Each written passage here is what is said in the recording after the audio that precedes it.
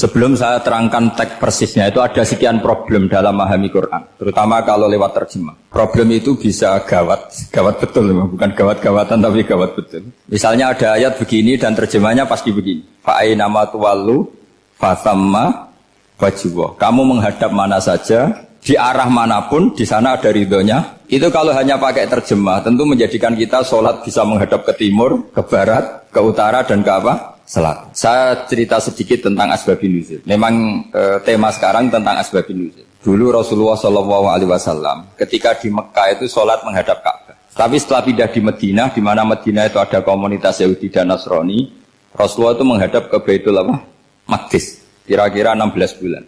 16 sampai 17 bulan. Semua riwayat itu kisarannya hanya 16 sampai berapa? 17 bulan.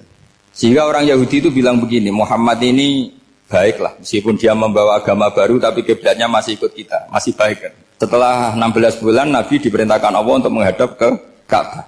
Awal liwajaka syatrul masjidil haram. Maka orang Yahudi itu berontak. Berontaknya adalah kiblat mereka ditinggalkan. Cara berpikir orang Yahudi itu kiblat mereka ditinggal. Sehingga mereka bilang mawallahum an qiblatihim allati kanu 'alaiha. Apa yang menjadikan umat Islam berpaling dari kiblat Baitul Maqdis. Kemudian mereka provokatif betul. Ini perlu diperjelas. Provokatif. Bilang begini. Inna Muhammadan tahayyara fi din. Muhammad ini bingung dalam beragama sehingga habis ngomong A ngomong B, habis kiblat Ka'bah, kiblat Baitul Maqdis. Sehingga dalam banyak tarikh disebutkan peristiwa kiblat itu terbanyak melahirkan orang murtad. Orang yang keluar dari Islam gara-gara provokasi orang Yahudi. Muhammad tahayyara fi dini. Muhammad itu bingung dalam menentukan pilihan apa?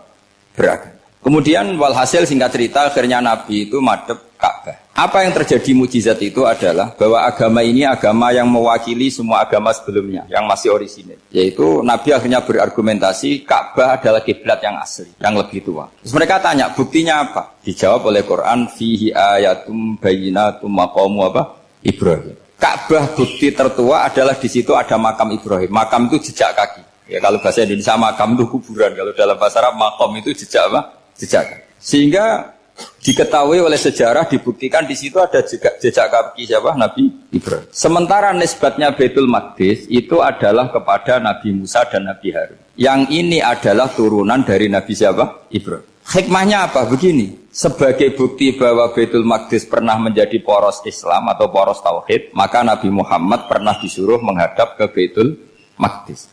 Buat inget-ingetan kalau ini pernah menjadi poros apa? Tahu? Tapi tetap tua-tuaan masih tua apa? Nah, kenapa tua Ka'bah tadi? Karena Ibrahim adalah Abul Anbiya, bapak dari para. Dan di situ ada jejak kakinya. Fihi ayatum bayyinatum maqam. Bukti itu belum cukup. Dibuktikan lagi bahwa Ismail kecil itu hidupnya di Ka'bah. Kita tahu sa'i baina Safa wal Marwah adalah karena Siti Hajar sedang mencari apa? Jadi ada bukti sekian, bukti empirik bahwa Ibrahim itu kiblatnya itu Ka'bah, bukan Baitul.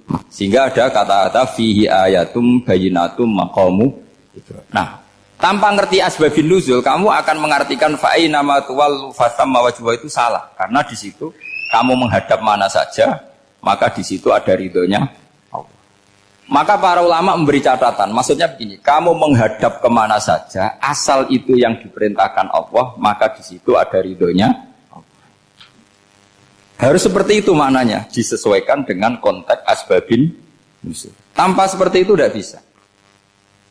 Dan masih banyak lagi kepentingan tentang asbabun nuzul. Jadi problem sekarang adalah banyak mufassir yang hanya mengartikan dari terjemah. Itu bahaya sekali. Sehingga ada orang yang menikah secara mut'ah. Itu kan mirip kayak transaksi zina. Mereka berdalil famastamta'tum bihi minhunna fa'atuhunna ujurahun. Perempuan yang sudah kamu nikmati yang penting kamu bayar. Terjemahnya seperti itu. Karena ujur itu jamaknya ujroh. Itu fatal sekali. Padahal ayat itu begini, settingannya begini, setting siakul kalamnya atau asbabun nuzulnya begini. Ini sekaligus, memang saya sengaja ngaji dengan tema yang berat, bentuk penghormatan pada yang ngaji. Kalau temanya ringan kan kayak TPG. Begini asbabun nuzulnya begini. Wal muhsanatu minan nisa yang awal juz 5 itu, ya kita santai aja, yang awal juz 5 itu sebetulnya maktuf, diatafkan pada ayat hurrimat alaikum ummahatukum wa banatukum wa akhwatukum wa ammatukum wa kholatukum wa banatul akhi wa banatul ukhti. Jadi perempuan yang haram dinikah itu ada 7. Yang faktor nasab, yaitu siapa? Ibu, putri, saudara putri, bulik dari bapak, amah itu bulik dari bapak, kholah itu bulik dari ibu, keponakan dari saudara lelaki, keponakan dari saudara perempuan. Ini disebut haram karena nasab gen. Kalau orang Jawa bilang hanya 4 karena ngitungnya bulik baik dari bapak maupun ibu. Kalau orang Jawa bilang kan bulik terus keponakan dihitung 1. Padahal ada keponakan dari saudara lelaki, ada keponakan dari saudara apa? Perempuan. Wa banatul akhi wa banatul ukhti. Terus kedua haram karena rodok. Kita tahu dalam hukum Islam rodok adalah sama dengan nasab. Jadi ibu yang pernah menyusui kamu berarti jadi ibu kamu.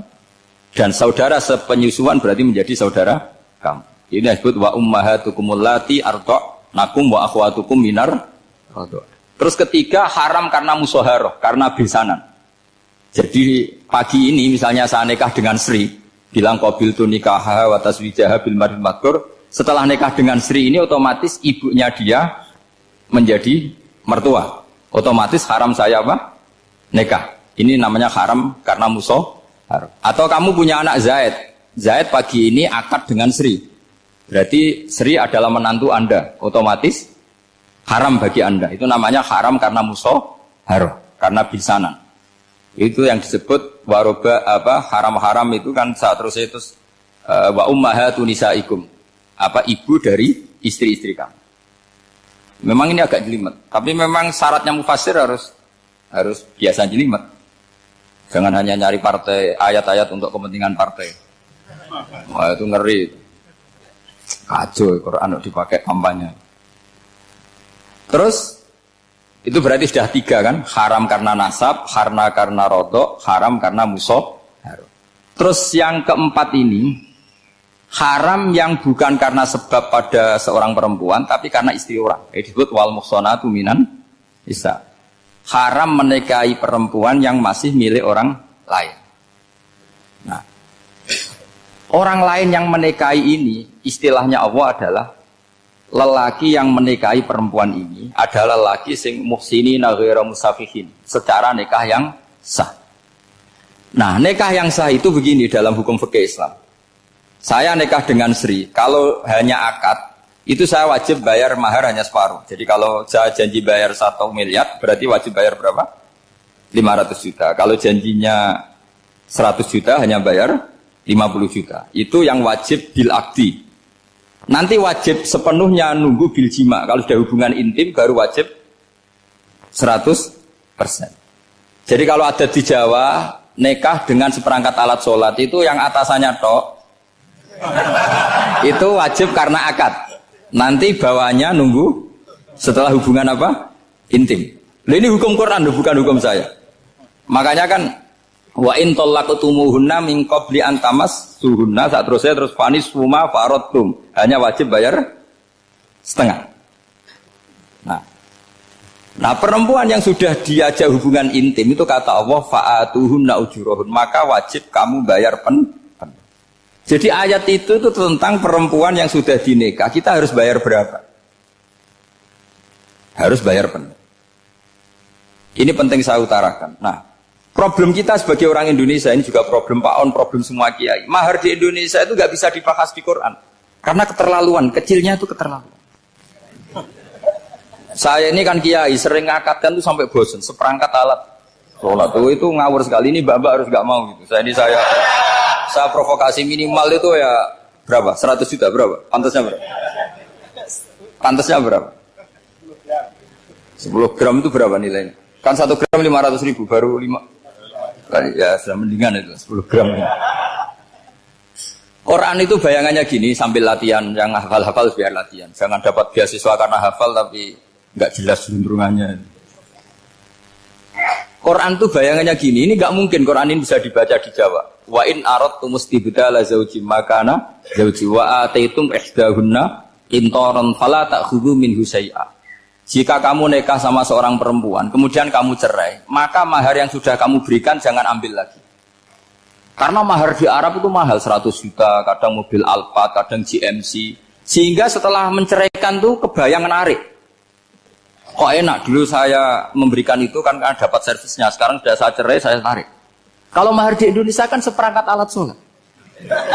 Jadi gak kebayang ada kalimat fala ta'khudhu minhu syai'a, jangan ambil lagi. Kebayang ngambil aja enggak? Apalagi kalau nikahnya sudah 2 tahun kan sudah lusuh, sudah. Tapi kalau di Arab itu kebayang karena mahal. Makanya orang Arab suka nikah orang Indonesia karena murah. Jadi bahasa kintoron itu harta yang enggak ternilai. Wa ataitum ihdahunna kintoron. Kok yang enggak ternilai? Mahal betul. Itu pernah saya hitung, ada yang mahar itu 400 juta, ya sekira segitu. Nah makanya setelah dicerai Allah memperingatkan setelah kamu kasihkan ya jangan minta lagi. Kenapa kepikiran minta? Karena jumlahnya besar. Kalau di Indonesia kepikiran nggak minta, nggak kepikiran, saking kecilnya. Seperangkat alat sholat kadang 1 juta. 1 juta itu setelah hubungan intim, sebelumnya yang wajib hanya 500. Itu kan nggak kebayang. Makanya susah ngartikan Quran di Indonesia, kadang susah karena kadang terlalu. Itu pernah Sayyidina Umar radhiyallahu anhu pernah bilang begini, wahai para perempuan, mahar itu jangan mahal-mahal, kasihan para lelaki. Itu ada perempuan alimah ya, orangnya alim betul, meskipun nggak pernah sekolah di UI, tapi alim itu. Itu usul langsung gini, ya Amirul Mukminin, laisa dzalika laka ya Amirul Mukminin. Waqad qala ta'ala wa atitum ihdahunna qintaran. Kamu hanya seorang Amirul Mukminin, tidak berhak bikin aturan pembatasan mahar. Allah saja tidak batasi. Kenapa kamu batasi? Sehingga dulu yang namanya nikahnya Sulaiman Agung atau Jamaluddin siapa Ratu Agung, kalau hadiah ya sampai tas mahal itu. Ini kan dari bahasa Arab mumtaz mahal. Mumtaz itu istimewa, mahal itu dia punya istri yang sangat dicintai, dikasih hadiah mumtaz mahal. Terus ilat Jawa jadi apa? Tas mahal. Itu sama Mujitulik Labab kalah. Itu kalau cerai kan kepikiran minta lagi. Dikasihkan yang baru. Tapi kalau di Indonesia tidak mungkin karena apa tadi? Seperangkat alat sholat. Begitu nyari yang murah lagi. Yang bagus kitanya, bungkusnya yang bagus. Nah, maka nggak mungkin kita maknani Quran tanpa mengenal yang bernama asbabin. Karena makna ayat itu bisa kacau kalau kita tidak tahu asbabin. Yaitu kayak tadi makna fa'ina ma tuwallu fatamma wajhu. Itu maknanya kan kamu menghadap mana saja, boleh saja di sana ada ridhonya Allah. Berarti kan bisa ke timur, ke selatan, ke utara, ke barat. Itu bahaya betul. Sehingga kata ulama harus mengkaji asbabin supaya porsi ayat ini sampai semana jauhnya itu kita tahu. Tanpa tahu itu tidak bisa. Begitu juga menyangkut kiblat. Sekarang saya tanya, kemarin kan ramai dulu di Kemenak, kiblat semuanya diukur dengan GPS, terus beberapa masjid dikomentari salah. Karena diukur pakai apa? GPS. Kalau dalam bahasa falak disebut yaumarostil kiblat. Memang bisa diilmun. Tapi pertanyaannya begini, dari awal Allah ngendikan fawal liwajhaka syatral masjidil haram. Kamu yang penting sholat itu menghadap masjid.